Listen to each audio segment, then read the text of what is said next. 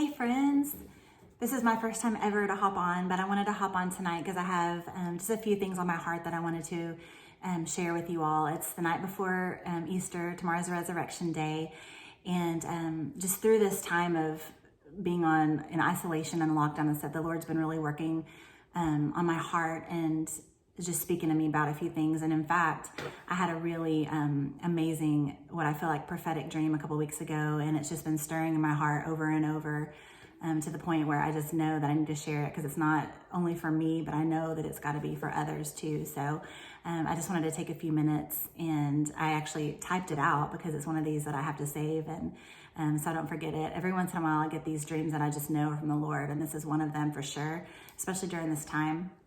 And then after I read this dream to you guys, I want to just take a few moments to enter into some worship and just have a time of reflection before tomorrow. Tomorrow is such a meaningful day for all of us believers, and I just wanted to spend some time and just facilitate a moment for you all to worship with me. So I hope you will. So here's my dream. I had an insanely intense and I feel prophetic dream the other night that I'm still trying to process all the details of. So I thought I better write it down. It begins in a house. Brad and I, my husband, were touring a house for sale in Hidden Lakes. And I remember thinking, why are we here? Why are we moving again? We love our property. I don't want to move. It's only been 2 years. What is everyone going to think? We are crazy. Just all the thoughts. And if you guys know us, just know that this is year 18 of our marriage and we're on house number 5. So that gave me a chuckle that I was thinking that in my dream, like, what are people going to think? They're going to think we're nuts, moving again, because that's kind of the joke. Oh, the balls move all the time. Anyway, side note. So I loved the layout of this house, the square footage, space, bedrooms, etc. But I was taken back by the amount of stuff in it. The next thing I know, I guess we had bought this house and were moving in. I was shocked to walk in on moving day to find that the previous owners had left all their stuff. They hadn't taken a single thing out. And here we are with our stuff outside in a moving truck, wondering where the heck we're gonna put everything. The next scene of the dream immediately flashed to me as a young girl. I was in the living room of my mom's house on Lola Drive, where I grew up. I was dusting the furniture as she frequently had me do on the weekends. I was dusting the glass end tables, and as I picked up every knickknack to dust it off, I could see every detail of them vividly, just as they were. It's like they were memorized in my memory. The pair of brass birds, the iridescent white porcelain unicorn with a chipped horn, the intricate porcelain basket of flowers that was a notorious dust-collecting magnet. I could see the exact glass top tables with wood edges and a woven basket-like bottom shelf as I wiped the wood part down with Pledge furniture cleaner and then followed up with a Windex on the glass tops. At this point in the dream, I immediately clued into the fact that the Lord was trying to speak to me. It's funny how you can have this whole side thought process while you're actively dreaming and have a whole conversation with God about the dream as it's happening in real time. So I asked him, why are you showing me this? What are you saying? What am I supposed to notice here? And then without an answer, it flashed to my dad's house on Neal Street. My parents were divorced since I was young, 3 years old. And my brother and I were there. We were in his room, in my dad's room, and it was bedtime, and we were sleeping with him that night.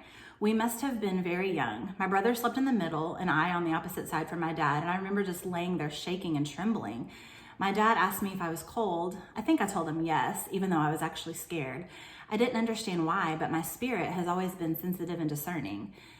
So at this point, my head is just spinning. This point in the dream, my head's spinning, and I'm asking the Lord all these questions and wondering why he's showing me all these particular scenes from my life. I'm asking, why are you showing me this? What are you trying to say? Is there something I'm supposed to get from this? Are these the moments where certain things entered my life? Fear, pride, shame, doubt, whatever? I must have asked him a zillion questions, but I got no closer to any answers. Then, before I could catch my breath, I'm back at that new house full of all the old stuff, and I'm walking around back through the rooms, noticing some of the details more clearly. One room was set up with several bunk beds and had these big totem pole type statues at the end of each row of beds that resembled the totem pole statues you would see at like Great Wolf Lodge or something. So I asked the Lord, do those represent idols? Are you trying to tell me to get rid of idols? I went through the other rooms full of just chaos and clutter and asked the Lord a million more questions. Is this house a reflection of my heart? Is my heart cluttered? No room for you? I had so many ideas floating around in my head at this point, And that's really when it started to clue me in. I'm like, okay, I think this is a representation of my heart. And so this phrase started going through my mind, and it would not stop until it literally woke me up out of my sleep. I was saying it over and over and over and over in my mind. And the weird part was that it was in Spanish. I was so perplexed. So when I woke up, I knew the Lord himself was saying this phrase to me, because why else would I dream anything in Spanish? So I immediately grabbed my phone and typed the phrase as best as I could into Google Translate. The phrase was "Ven en la caballa," which means "come on the horse." What? My jaw hit the floor, and I think the earth stopped spinning momentarily. The first thought I had was Revelation, of course. I saw a horse and its rider, Jesus coming on the white horse. So all I can really gather from this whole crazy dream is that the Lord was telling me that it is soon that he is coming on the horse, and to get my heart ready. Later in the day, I felt like he impressed a meaning on my heart as I thought more about it in my waking hours. He said, "So hey, Leah, how can someone move into a house that is already filled with other stuff? You have to move out before the other people can move in. Much like that, we need to clear our hearts of all the clutter and chaos, idols, junk, and every unnecessary distraction so that he can move in. He wants to have a home in our heart, and we have to let him in. And so for him to have room, we have to get all of the clutter and the junk and the distractions and everything out. And right now, during this quarantine, this lockdown, all over the globe, this is happening. We have been given the unprecedented opportunity to slow our lives down, put away all the distractions, and get our hearts right with him, because he is coming soon. And not only that, but all of our normal distractions have been removed for us. So let's get to work on our hearts.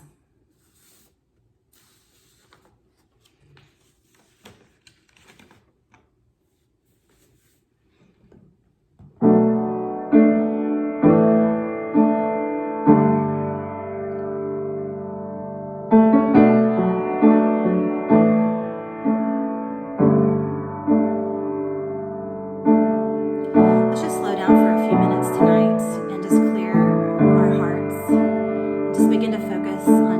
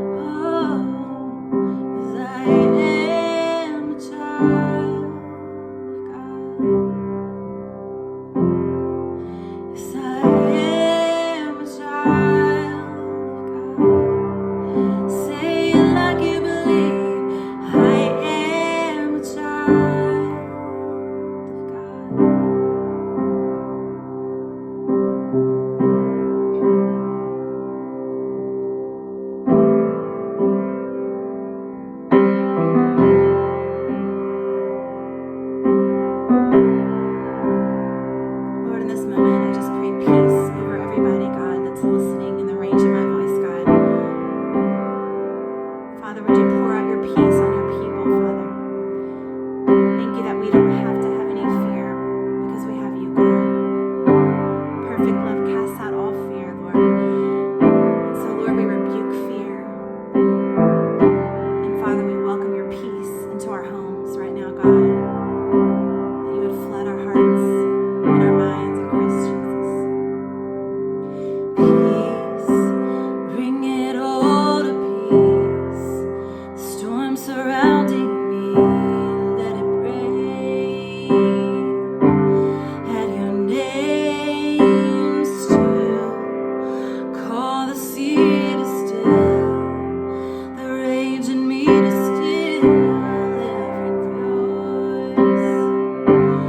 At your name, Jesus, Jesus, you make the darkness tremble. Jesus, Jesus, silence fear. Oh, Jesus, Jesus, you make the darkness tremble. Jesus, Jesus,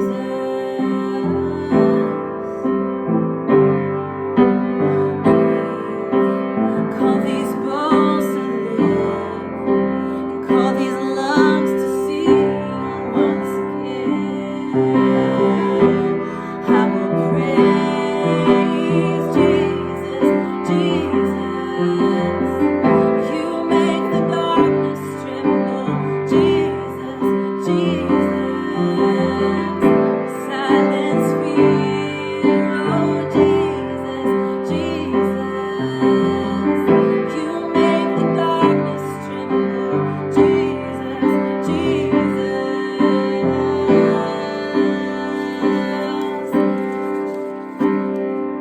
your name is a light that the shadows can't deny. Your name cannot be overcome. And your name is a light forever lifted high. Your name cannot be overcome. And Jesus, Jesus, you make the darkness tremble. Jesus, Jesus, silence fear. Oh, Jesus, Jesus, you make the darkness tremble. Jesus, Jesus, you silence every fear. In your name, you silence every doubt. In your name, you're wonderful. Oh, and you make the darkness tremble. Jesus, you silence fear.